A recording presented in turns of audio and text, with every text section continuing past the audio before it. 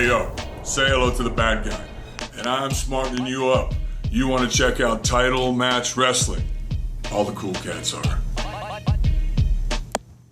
Big rumors this weekend while we were talking about your son and, about the whole Bullet Club in general. I mean, that's the big rumor now. When did they debut? Well, so I haven't debuted. I've heard Anderson, I saw a picture that Anderson was in the PC in Orlando.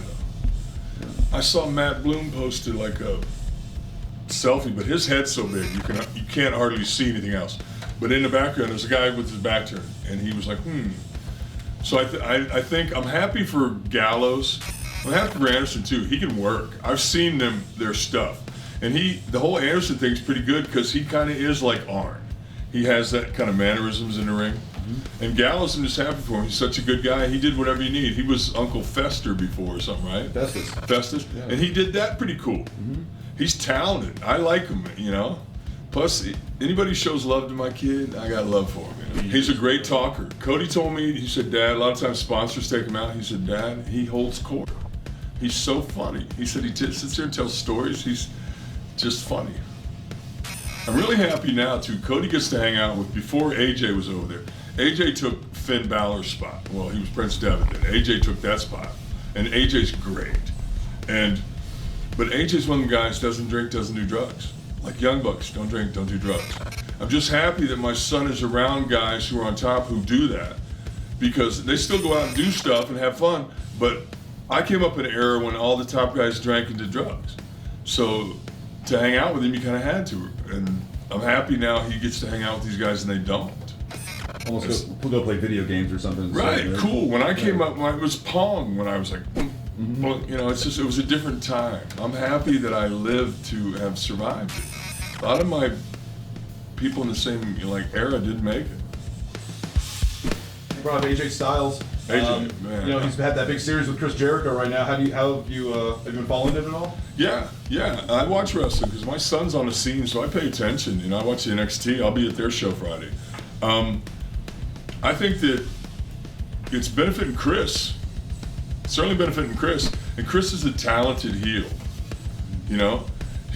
When he first came up, when he was in WCW and I was there, he was being a heel, but he didn't want to be like cool heel because he felt like NWO was doing that. I'm gonna do something different. He was kind of like whiny, like prick heel, and he got over when he had the long hair and stuff. The Y2J stuff got over huge.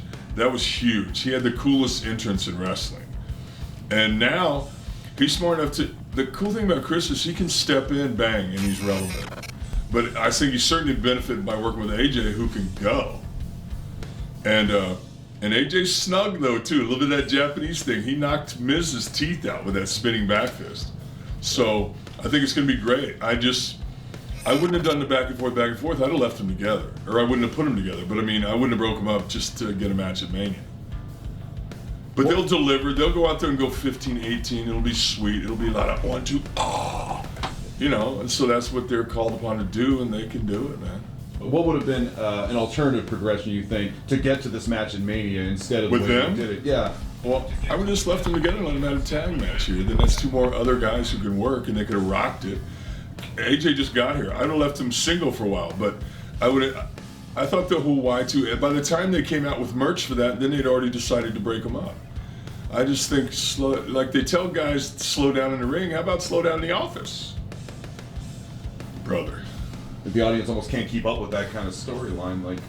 I've known AJ since he first started. I was on the first TNA pay-per-view when Jerry ran it and stuff. I was on that, and he was there, and he was great then. He was so young, and now he's been all around the world. He's been beat up, but he's great. I would have pushed him singly, or I would. Hey, getting a rub from Jericho ain't bad.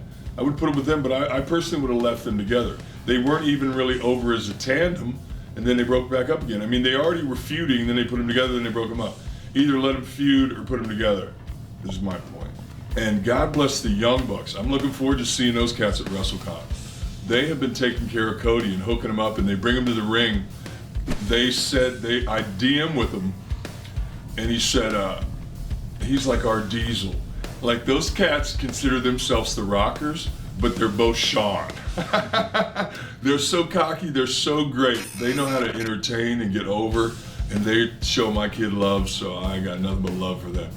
Now that you brought them up, I know some veterans have been somewhat critical of Who, Cornette? Yeah, I know. He probably buries me too. You know what, Cornette? You're not always right. You have to realize that the business has changed. You either adapt, or you get left behind. A lot of these guys didn't come up in territories now. We all, Cornette, guys like me, all that, we had the advantage of coming up in territories with a TV-driven story where your role on the card was you're on second. You don't dive out over the second row because guess what? They're doing that in the main event. And they'll do it once a night. It was a whole different deal. How many guys don't super kick? You can name the guys who don't.